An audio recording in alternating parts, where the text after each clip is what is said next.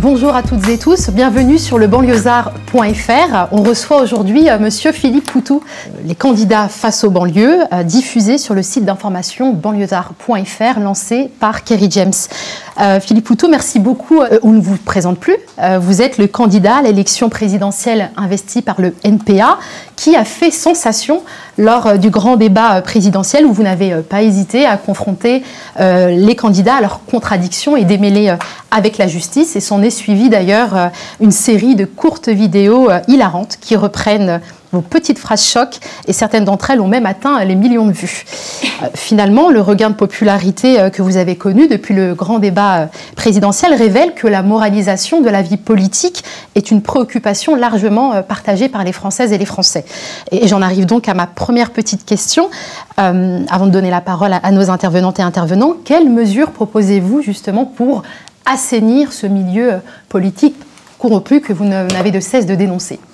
Il y a deux types de mesures. On pourrait dire il y a une mesure immédiate où ce qui paraît le plus abordable, c'est discuter du revenu des élus, par exemple, de donner un revenu maximum. Nous, on dit 2300 € net par mois maxi, qui correspondrait à une moyenne de salaire de l'ensemble de la population, encore une moyenne assez haute. C'est l'interdiction du cumul des mandats, c'est maximum 2 mandats sur la durée. Après, c'est le retour à un boulot normal. Et puis, c'est la révocabilité.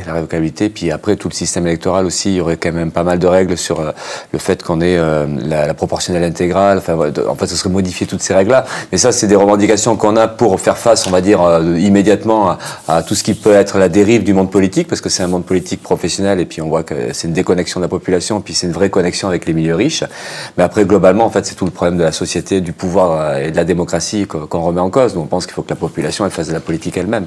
Voilà, il faut que ce soit des millions de gens qui s'occupent de ça, qui se discutent, et puis qui puissent décider. Donc, c'est revoir de fond en comble le pouvoir politique. Supprimer par exemple l'immunité parlementaire, ça serait une de vos mesures? Oui, alors l'immunité parlementaire, elle a deux aspects. Elle a un aspect de protection qui est justifié en fait, parce que sinon, on l'a vu, plein de pouvoirs s'en prendre à des députés d'opposition. Donc l'immunité, elle sert à ça, mais en réalité aujourd'hui, l'immunité, elle permet finalement à protéger les élus de toutes les malversations. Donc c'est ça le problème, c'est de trouver un système qui puisse protéger.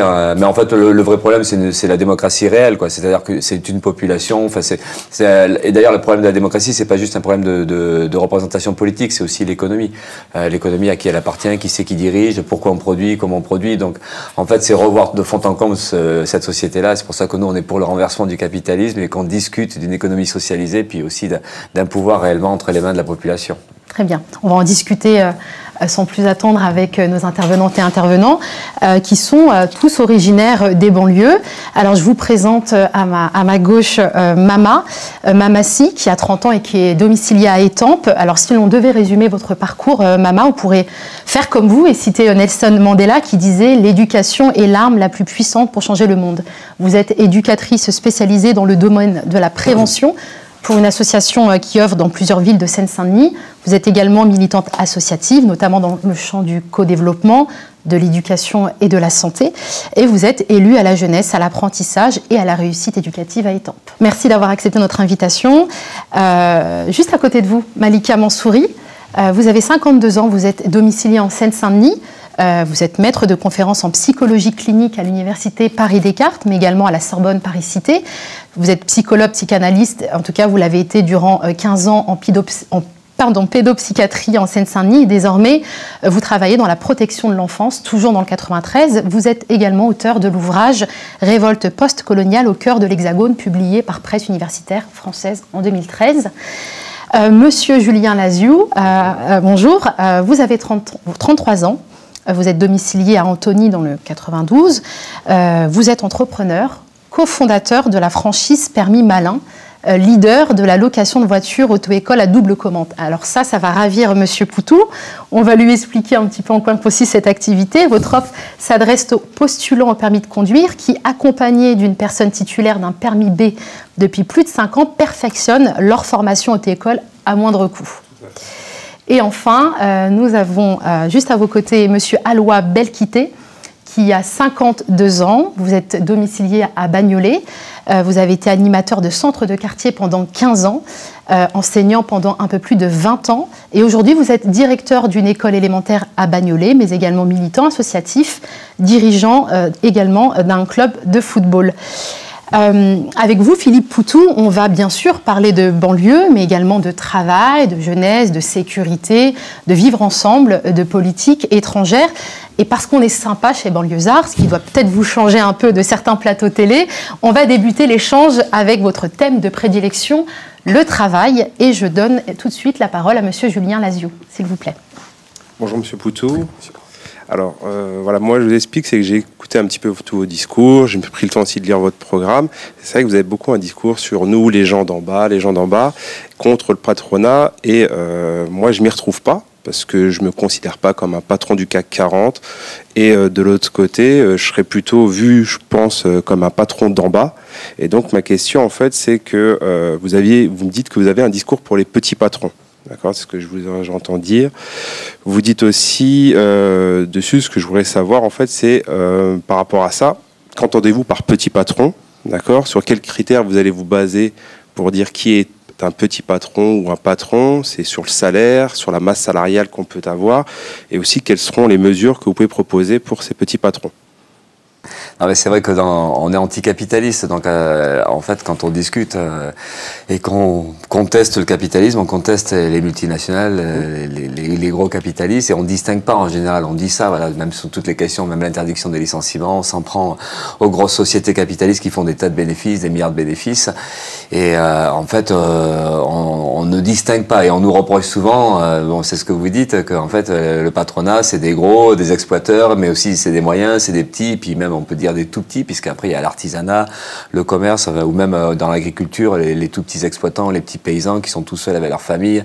Donc dans quelle catégorie on met tout ça, quoi? Donc en fait, nous, on pense que le problème, c'est le capitalisme, comment ça fonctionne, comment en fait des gens, parce qu'ils possèdent, parce qu'ils ont des richesses, et ils peuvent exploiter le travail des autres, et donc exploiter les autres et s'enrichir sur le dos des autres. Donc c'est ce système-là qu'on remet en question. Donc c'est le fonctionnement du système économique. Après, c'est vrai qu'il y a ceux qui sont tout en bas, des salariés, qui n'ont aucun intérêt à défendre cette société, donc on s'adresse en particulier à eux. Mais maintenant, évidemment, qu'il y a tout ce qu'on peut dire d'intermédiaire. Et après, c'est comment, en fait, on peut convaincre même l'ensemble des petits patrons ou des directeurs de petites entreprises, tout ça, finalement de se ranger de notre côté, parce qu'en fait c'est le système économique capitaliste qu'il faut dégommer. Et on voit bien aussi que les petits sont écrasés par les gros. On voit bien que à travers la sous-traitance, à travers la filialisation, on voit bien aussi tout ce qui se passe, comment les grosses entreprises, les donneurs d'ordre mettent la pression sur les petites, et encore après les petites, il y a les moyennes, il y a les petites, enfin, parce qu'après c'est ce que vous me demandez, c'est où c'est qu'on met des frontières. C'est quand même très difficile à mettre des frontières. Mais voilà, donc c'est comment on arrive à convaincre qu'il y a un système à remettre en cause, et évidemment ça veut dire être en capacité d'attirer aussi les petits paysans qui veulent pas devenir gros, parce que de devenir gros, c'est finalement aussi se faire bouffer, ou c'est finalement se compliquer la vie, ou se durcir la vie. Et dans les petites entreprises, c'est pareil, comment on peut... Mais ceci dit, après, dans les petites entreprises, les PME, PMI, il y a aussi des exploiteurs, quoi, des gens qui pensent qu'au pognon, qui pensent qui sont prêts à licencier sans scrupule aussi. Voilà, donc c'est pas si simple que ça. Je pense qu'après, c'est comment on arrive à remettre en code, surtout à se mettre d'accord sur cette idée que c'est quand même se faire du pognon en exploitant le travail des autres, c'est quand même un problème. Mais là, on n'inclut pas, évidemment, des petits artisans ou des gens comme un ou deux salariés. Enfin, voilà, comment ça se passe. Il y en a qui disent ça se passe très bien, il n'y a pas de problème. Bon, nous, on veut bien le croire, tout ça. Mais voilà, vous comprenez un peu ce que je veux dire. Oui, tout à fait. Mais c'est vrai que nous, dans le discours, on ne distingue pas. On dit les patrons, les patrons, c'est des exploiteurs. Mais le souci, c'est ça. C'est que nous, on subit, en fait, ces dommages collatéraux. De l'autre côté, il faut comprendre qu'il y a plus de 99% des entreprises qui sont soit des TPE, soit des PME. Ouais. Ça veut dire qu'on subit pour une minorité de patrons, d'énormes patrons, en fait, dessus, alors que la grande majorité, c'est des petites sociétés, comme vous êtes représentés. Donc, je pense on mérite, en tout cas, quand même aussi un programme qui soit clairement identifié pour les patrons, pour les entrepreneurs, pour les petites sociétés, pour ces personnes-là. Donc, c'est ça qui m'inquiète, parce que quand vous êtes en train de parler toujours de patrons, vous avez fait des propositions, c'est aussi de me poser une question, c'est que vous souhaitez donner plus de droits aux salariés. C'est légitime.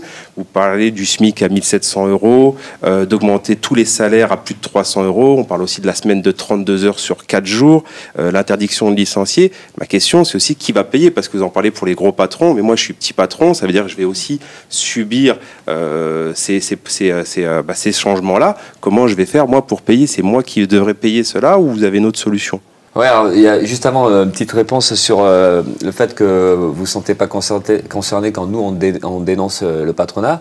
Mais ceci dit aussi, ce qui peut manquer, c'est que ce soit du côté des paysans, des agriculteurs ou même des PME, PMI ou des petits patrons, c'est aussi que syndicalement, il y a un problème qui est posé, c'est qu'en fait, à aucun moment, on le voit par exemple la FNSEA, qui est en fait en réalité les représentants des gros propriétaires, mais il y en a plein qui sont des petits propriétaires ou des petits exploitants qui sont dans la FNSEA et qui donc se font absorber par les logiques capitalistes et c'est eux-mêmes, on voit qu'il y a du mal aussi à ce qu'il y ait un distinguo, c'est-à-dire qu'eux-mêmes du côté des petits paysans, mais comme du côté des petits patrons par exemple, il pourrait y avoir aussi en disant nous le MEDEF on n'en veut pas, nous la FNSEA on n'en veut pas, nous on est bien conscient qu'il y a un système capitaliste qui est dégueulasse, qui se traduit aujourd'hui par plus d'exploitation, c'est les bas salaires, c'est les licenciements, c'est la remise en cause des conditions de travail. Il manque aussi cette voie-là du côté qui remet en cause l'écrasement, enfin les logiques libérales et tout ça. C'est pour ça qu'il y a peut-être nous qui distinguons pas, mais on n'a pas aussi beaucoup de points d'appui qui pourraient nous permettre de dire, regardez, on pourrait mener des batailles ensemble avec ou un syndicat du côté des PME, PMI ou du côté des paysans. Bon, paysans, il y a la coordination, la Confédération paysanne notamment, ou le MODEF, avec lesquels on peut collaborer parce qu'ils ont une vision aussi anticapitaliste et donc contre les gros. Mais voilà, c'est ça qui manque aussi. C'est-à-dire que nous, on peut avoir le défaut de ne pas distinguer ou de pas, des fois, essayer de s'appuyer sur des couches intermédiaires, mais aussi du côté donc, des petites entreprises, il y a aussi cette difficulté-là de s'émanciper et de dire oui, on est bien conscient qu'il y a quelque chose qui ne va pas et donc ça revient à ce que vous disiez, c'est qu'en fait, comment on fait pour respecter les conditions de travail et les salaires et dans toutes les entreprises? Parce qu'en fait, pardonnez-moi, mais concrètement, qui va payer pour venir à la question de Monsieur Lazieux? Bien sûr. Oui. Donc là, c'était aussi cette question-là mais donc à la base, on est bien d'accord qu'il faut assurer des conditions de salaire et des conditions de travail correctes pour tout le monde. Moi, je ne veux pas être assimilé à Lactalis, qu'on soit bien d'accord. Je ne suis pas le patron de Lactalis dessus. Je suis totalement opposé à son mode de fonctionnement. Donc c'est pour ça que aussi je mérite quand même un programme distinct de cette personne-là ou de ce type de personne-là, bien entendu. Alors les grosses entreprises, voilà, c'est facile à voir quand avec les milliards de profits. Bon, c'est à eux de payer à la fois le maintien des emplois, les bonnes rémunérations. Il y a cet aspect-là. Mais après, alors, nous, ce qu'on discute beaucoup, c'est qu'effectivement pour les toutes petites entreprises, parce que là aussi, il faut plutôt discuter des toutes petites, parce que les intermédiaires, il y en a beaucoup qui font quand même pas mal de pognon. Mais les toutes petites entreprises, c'est l'idée d'une sécurité sociale très développée. C'est-à-dire, en fait, nous, on dit qu'il faudrait une branche de la sécurité sociale qui permette justement de maintenir les revenus et donc de faire en sorte qu'il n'y ait plus de licenciements. Et donc, c'est tout ça et ça suppose donc prendre l'argent chez les gros. Donc c'est sur les profits, c'est pour ça qu'on discute de l'impôt sur les bénéfices qu'il faut réaugmenter, qu'il faut arrêter les cadeaux fiscaux au patronat, les 20 milliards par exemple du CICE, parce qu'en fait c'est les gros qui profitent de tout, hein, c'est comme dans l'agriculture, c'est les gros qui profitent des aides, et puis c'est arrêter les exonérations de cotisations sociales. En fait c'est refinancer tout un système de solidarité, tout un système de protection sociale qui permettent justement de répondre au problème des retraites et du chômage, enfin de la maladie et du chômage, et donc d'assurer le maintien du revenu pour tout le monde et donc dans les petites entreprises. D'accord. Si vous le voulez bien, on va donner la parole aussi à Mamassi qui a une question à vous poser. Bonjour Monsieur Poutou. Moi j'aimerais que vous me parliez s'il vous plaît du salaire d'autonomie que vous avez proposé, parce que j'ai pas vraiment compris en fait l'idée de fond, et savoir justement à combien et comment ça va être financé. Pour les jeunes ou globalement pour les... Vous avez mis revenu d'autonomie à partir de 16 ans. Donc, ouais, pour les jeunes. Sans nous mettre jusque quand? Ouais, c'est un pré-salaire, on appelle ça aussi un pré-salaire. Ouais, mais encore. L'idée, globalement, avant de revenir sur ce truc précis, c'est qu'on pense que la société elle devrait permettre à ce que tous les gens, toute la population vivent normalement, décemment. Donc on est à l'opposé d'une société comme celle qui est aujourd'hui où c'est la jungle. Hein. Si on n'a pas de boulot, tant pis. Si on est handicapé, tant pis. Si on est victime de telle ou telle discrimination, tant pis. Si on est femme, tant pis. Voilà. Et c'est la loi de la jungle. Et qui qu'on soit, on n'est pas du tout à égalité. Donc nous, on voudrait discuter que la société elle a largement les moyens de tout et donc d'assurer le minimum. C'est un emploi pour tout le monde, un revenu pour tout le monde, un logement pour tout le monde. Et c'est pour ça que d'abord on discute de développer les services publics. Les services publics, c'est quand même la structure collective qui permet de faire face à en tout cas de répondre à la population et surtout les plus fragiles. Donc c'est pour ça qu'on discute d'un accès gratuit à la santé, au logement, l'éducation, la culture, enfin voilà. Donc ça c'est les choses, et une société qui devrait être capable de mettre ça en place. Et après donc aujourd'hui par rapport à la jeunesse par exemple, aujourd'hui on voit bien que les jeunes, alors les jeunes des milieux riches, ils ont en général pas de problème, hein, ils ont tout financé par les familles riches, mais après c'est comment on discute d'une égalité pour l'étude pour l'ensemble de la population. Et donc ça suppose quand même que des jeunes ils aient une allocation d'autonomie ou en tout cas un pré-salaire, c'est-à-dire qu'en fait qu'ils puissent étudier sans être obligés de se faire exploiter ou de bosser dans des conditions exécrables, qui fait que du coup ils n'ont plus les mêmes conditions pour étudier et en général on va vers l'échec d'études. Donc c'est une réponse à ça, c'est-à-dire qu'en fait à se faire en sorte que les jeunes ils puissent étudier, donc avoir un revenu qui leur permette ou de payer un loyer ou enfin de vivre normalement et de manière autonome. Et ça c'est, alors après on discute d'un pré-salaire, alors on a même des débats entre nous parce que quel chiffre on met, qu'est-ce que ça voudrait dire aujourd'hui un pré-salaire qui permettrait aux jeunes d'étudier correctement. Bon voilà, est-ce que c'est un SMIC, est-ce que c'est un peu moins qu'un SMIC, mais en tout cas cette idée-là c'est ça, c'est d'assurer les moyens pour la jeunesse, toute la jeunesse de pouvoir étudier. On va y revenir, on va juste redonner le micro à Julien qui voudrait réagir à un propos que vous avez eu à l'antenne au micro de Monsieur Bourdin. Alors ce que je voulais savoir c'est que par rapport en fait, vous parlez en fait de l'interdiction des licenciements. Je ne sais pas exactement comment vous voyez cette chose-là. C'est vrai que c'est quelque chose qui me fait peur, moi, en tant qu'entrepreneur. C'est-à-dire que je suis plus libre de pouvoir directement licencier pour tel ou tel motif. C'est ça que ça me donne comme impression, de licencier pour tel ou tel motif une personne avec qui je ne peux plus travailler en tant que salarié. Donc c'est vrai que je pense que ce qu'on doit quand même vous dire assez régulièrement, c'est de l'autre côté, je vais employer personne si de l'autre côté je ne peux pas après le licencier si j'ai besoin. Donc je voulais savoir en fait de quelle manière vous voyez en fait pour quel motif en fait on pourrait encore licencier. Est-ce que vous visez tous les licenciements, même le licenciement pour faute? Ouais, mais le problème qu'il y a, c'est que quand par définition un salarié il a besoin d'un travail pour vivre. Voilà. Donc alors le problème qu'il y a, c'est ça, c'est qu'en fait on bosse pour quelqu'un, donc on est dans des rapports, on n'est pas dans des rapports à égalité quand en fait on va trouver un emploi chez quelqu'un qui possède une entreprise et qui donne du boulot. Donc on est dans des, je sais pas comment on appelle ça, dans le contrat de travail, enfin des rapports de subordination. Donc et le problème qu'il y a, c'est que si on perd notre boulot, on perd notre salaire et donc on peut plus vivre. Un salarié qui refuserait de travailler ou qui divulguerait des informations confidentielles. Non, mais on ne peut pas discuter de questions comme ça individuelles. C'est déjà des questions de principe de fond. C'est-à-dire qu'une société, elle ne doit pas pouvoir enlever des moyens de vivre à une personne. Donc c'est ça. Donc dans l'interdiction des licenciements, il y a ce droit au travail, ce droit à vivre.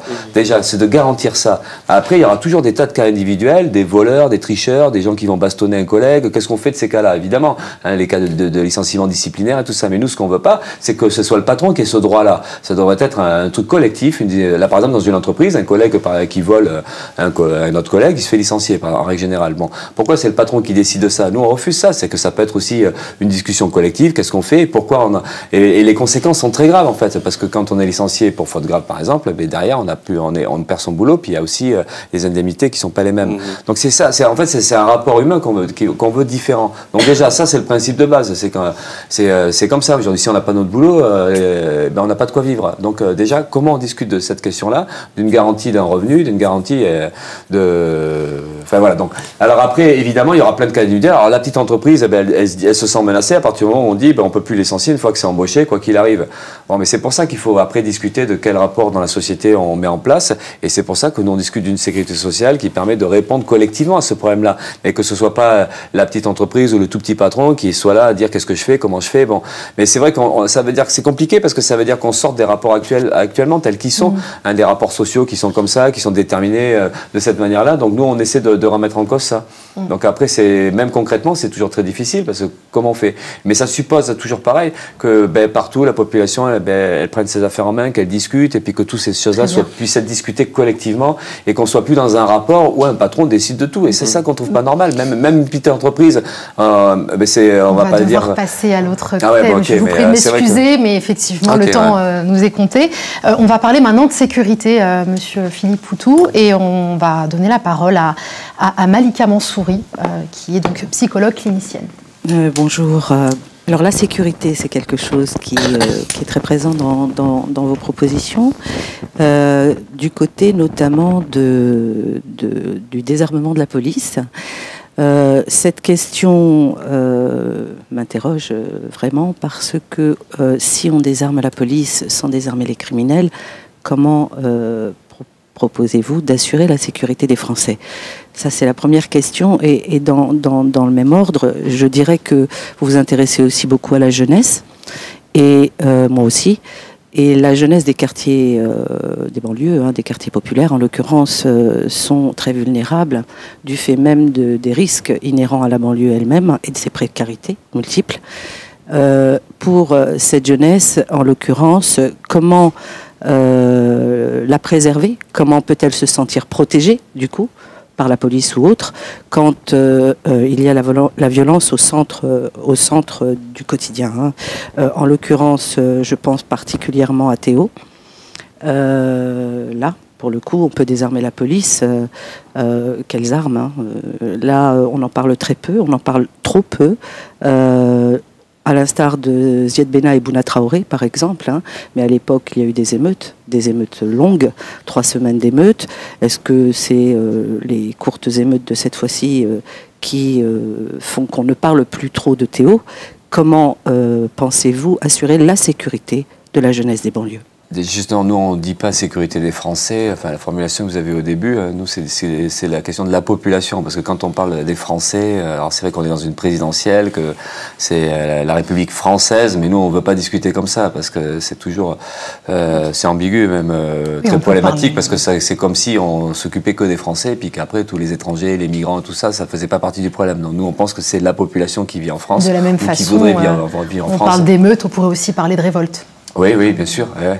Ouais, les mots ont des fois des connotations. Alors, émeute, entre guillemets, c'est le thème, c'est le mot par lequel les gens reconnaissent les événements. Moi, j'en ai parlé comme de révolte, évidemment, et les jeunes préfèrent ça, effectivement. Ouais. Donc la sécurité, alors toujours la sécurité, c'est sur un côté très ambigu aussi, parce qu'on voit la criminalité, la délinquance. Nous, on discute de sécurité au sens beaucoup plus large, c'est protection sociale, comment on peut vivre normalement, décemment dans une société. Donc il n'y a pas que le rapport à la violence, de la délinquance, tout ça, c'est aussi tout simplement la sécurité par rapport à l'emploi, par rapport à donc des services publics. Enfin, nous, tout ça fait partie de cette question-là.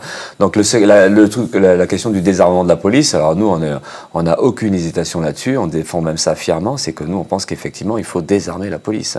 La police qui est au contact de la population, la police qui quadrille les quartiers populaires notamment, la police qui est dans la rue. Nous, on n'a aucune hésitation là-dessus. On est dans un engrenage de violence. On voit bien que plus la police est armée, plus il y a de policiers, plus ils demandent des armes, en plus ils veulent des armes en dehors du service. Et puis maintenant, c'est la police municipale qu'il faudrait armer. C'est quand même pas compliqué à imaginer les conséquences, où on va avoir une société de plus en plus violente, de plus en plus de bavures, de plus en plus de dérapages, de plus en plus de drames. Il n'y a pas photo là-dessus. Et en plus, ça permet, dans cette politique-là, ça permet de stigmatiser encore plus une partie de la population, comme si finalement le danger, comme si le problème, il venait vraiment d'une violence qui viendrait d'en bas, qui viendrait de quelque part, des chômeurs. Est-ce que vous êtes pour le retour de la police de proximité? Ouais, mais même plus que ça, parce que la police de proximité, ça voudrait dire que la police pourrait jouer un rôle. Nous, on pense plutôt que c'est de l'éducation, enfin des éducateurs, des associations, c'est des services publics, c'est tout ça. Nous, on pense que c'est d'ailleurs là qu'il faut recruter, c'est ça qu'il faut développer, parce qu'en fait, on s'aperçoit qu'il y a une société qui produit de plus en plus de chômage et de précarité, donc logiquement, de plus en plus de gens il faut qu'ils se démerdent pour vivre. Donc après, du coup, on a ce qu'on pourrait appeler la petite délinquance et tout ça. Encore, c'est pas automatique, mais c'est vrai que c'est aussi en lien avec une crise qui s'approfondit. Et donc, du coup, la réponse, c'est taper ou c'est réprimer ce qui se développerait là, alors que ça, c'est la conséquence d'une société où il y a de plus en plus de chômage et de pauvreté. Donc, en fait, il faut d'abord répondre socialement. Donc, c'est question de développer les services publics, c'est question d'embaucher. Et puis, en fait, c'est aussi de dire que la véritable violence, c'est pas celui qui deal, c'est pas celui qui va discuter fort en bas dans les cités et qui va faire chier tout le monde avec ses mobylettes et tout ça. La véritable violence, c'est finalement imposer une société où on n'a pas de boulot, où les gens sont exclus, où les jeunes sont exclus. Et encore, si on est arabe, si on est musulman, si on est noir, on est encore plus exclus parce qu'on trouvera moins facilement du boulot, moins facilement un logement correct. Donc c'est tout ça la violence, et c'est arriver à discuter de ça. Donc la réponse, du coup, c'est une réponse sociale, c'est une réponse politique, et c'est certainement pas cet engrenage de violence. Et c'est pour ça ça que nous, on n'a aucune hésitation là-dessus. Et même de ce côté-là, on pourrait presque comparer dans des situations dans d'autres pays où la police est moins armée, moins présente. Hein, il y a l'Angleterre, on cite souvent cet exemple-là, l'Angleterre, mais même y compris Norvège ou Suède, où on n'a pas, pour l'instant en tout cas, cet engrenage-là. Et du coup, c'est pas les mêmes rapports avec la population. Et à l'envers, on a l'exemple d'une police surarmée, surprésente, surviolente aux États-Unis, où et en fait, à aucun moment, la criminalité n'a diminué, à aucun moment, les choses se sont arrangées. Au contraire, c'est même des dizaines de morts à l'année, enfin des centaines de morts, je crois, à l'année. Donc voilà, c'est ça. Et nous, c'est essayer de répondre à cet engrenage-là qui est très dangereux et surtout de politiser le problème et de discuter qu'il y a un système économique, enfin, il faut s'en prendre aux racines du problème. On va écouter de nouveau Malika avant de donner le micro à Mama. Oui, juste un détail, enfin un détail important pour moi, c'est que la violence, elle n'est pas seulement réelle, elle est aussi symbolique, et elle est dans le discours des politiques souvent, notamment, de qualifier ces enfants, je disais français parce qu'ils sont français, ceux dont je parle là dans les quartiers populaires, ça déjà, c'est un terme qu'il faudrait discuter,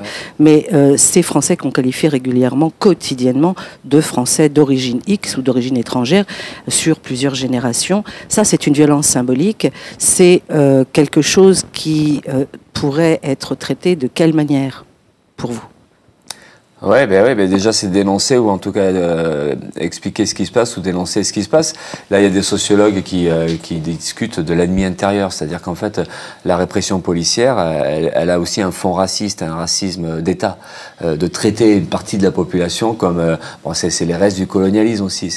Et donc il y a un ennemi et l'ennemi c'est les pauvres. Et les pauvres, comme par hasard, c'est évidemment, enfin souvent ceux qui sont d'origine étrangère, ceux qui sont des anciennes colonies françaises.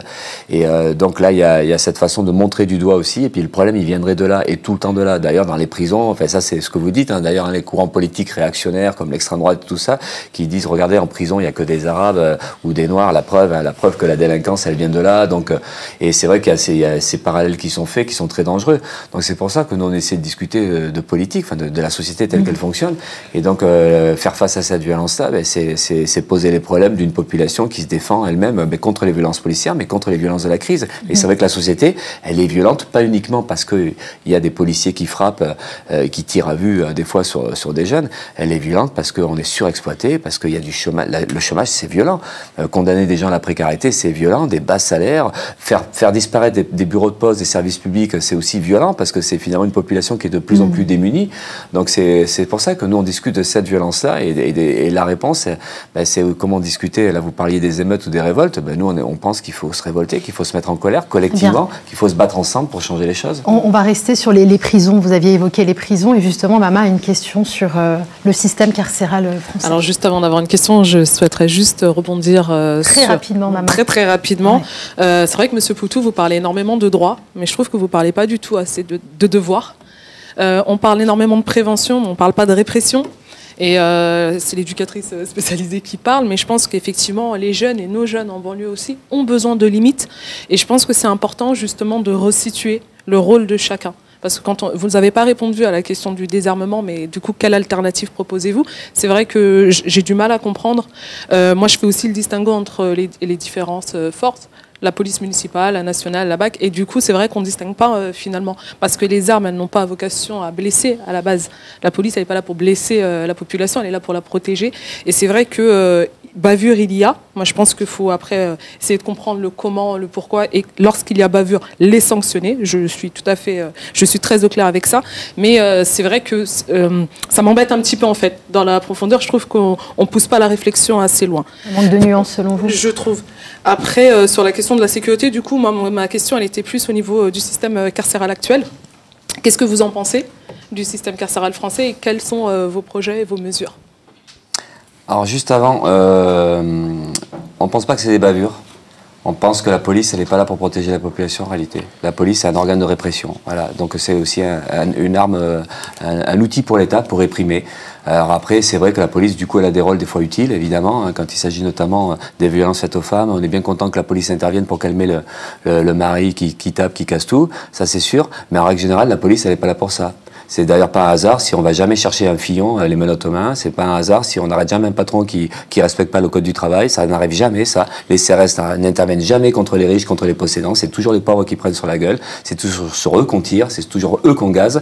Donc la police, il faut bien comprendre qu'elle n'est pas là pour ça. Elle est là pour maintenir l'ordre républicain. Et l'ordre républicain, c'est pas la démocratie. C'est l'ordre des possédants contre les pauvres. Et un pauvre, c'est bien quand il se tait. Voilà. Et par contre, quand un pauvre se relève la tête, se révolte, là, on frappe dur. Donc c'est ça la police. La police, l'armée, la justice, c'est ça. Donc après, du coup, à côté de ça, il peut y avoir évidemment un rôle utile et on voit que tout n'est pas si simple que ça. Et on ne dit pas non plus que tous les policiers, ce sont des affreux qui sont prêts à taper sur des jeunes et tout ça. Mais ceci dit, c'est comme ça le rôle de la police.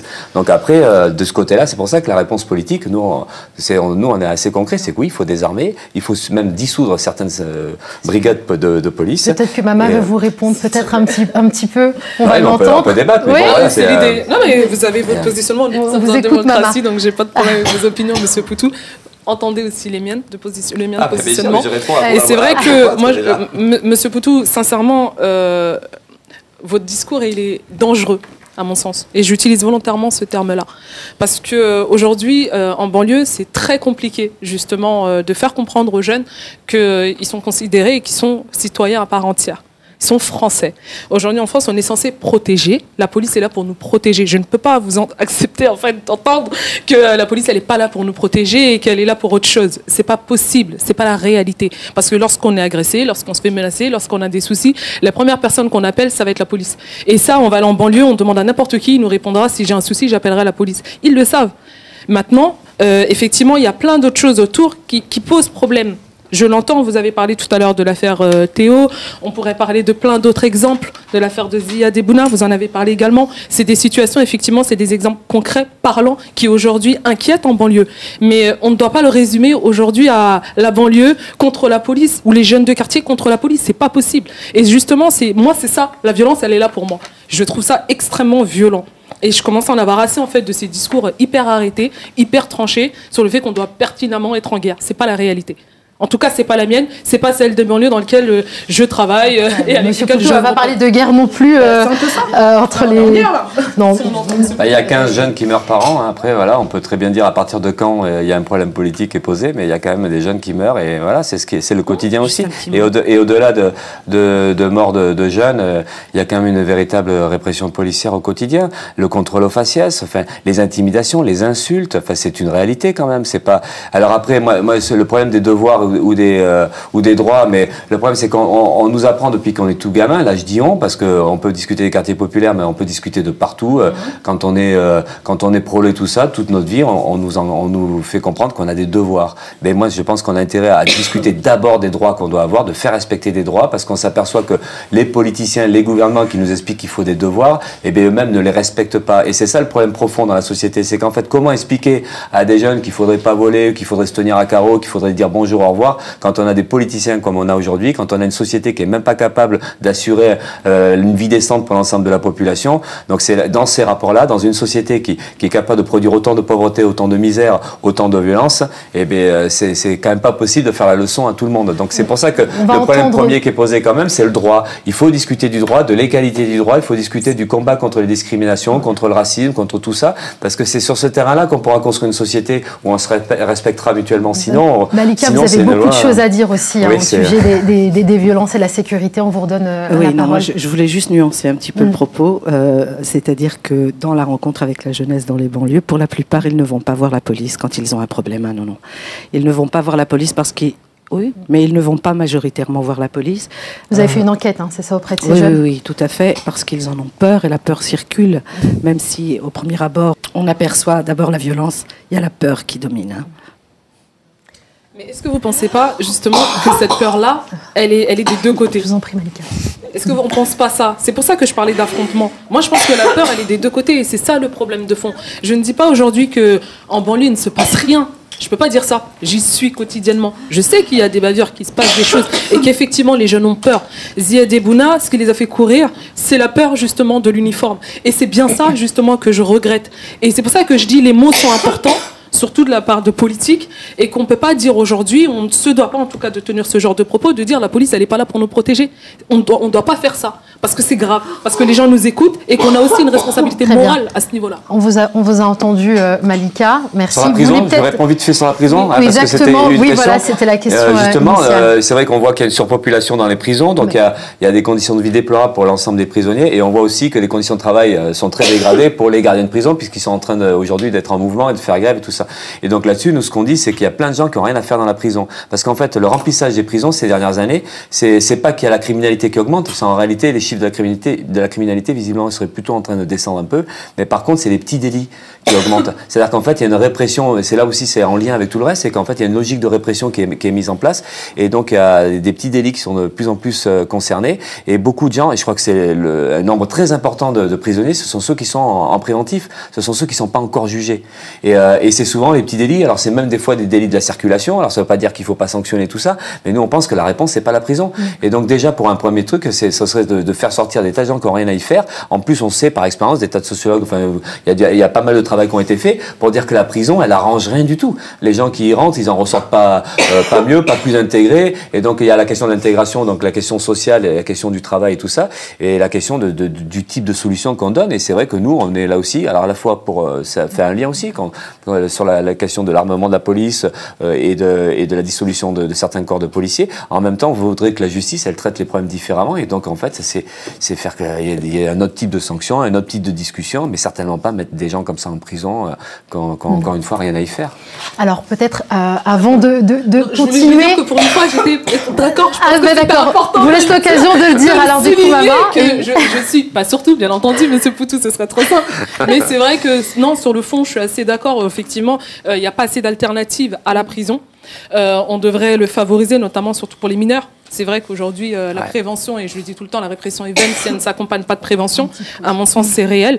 Mais sur les places de prison aussi, je pense qu'il faut rajouter aussi des prisons. Et vous avez raison, à l'intérieur des prisons, il va falloir faire des propositions concrètes. Parce qu'il ne faut pas juste mettre des gens en prison pour les mettre en prison. Il faut travailler la question de l'insertion sociale et professionnelle dès l'incarcération et ne pas attendre justement que les gens rentrent dans un espèce d'engrenage où ils sont en prison, où ils cogitent, où la plupart rentrent, se mettent à fumer ou d'autres choses, et donc du coup ils sont encore plus dépressifs qu'avant leur entrée, et donc pour la sortie c'est extrêmement compliqué à travailler. Donc sur ça je tenais quand même à vous dire que je vous rejoins. Merci maman, on fait une petite pause et on se retrouve dans quelques minutes. Merci.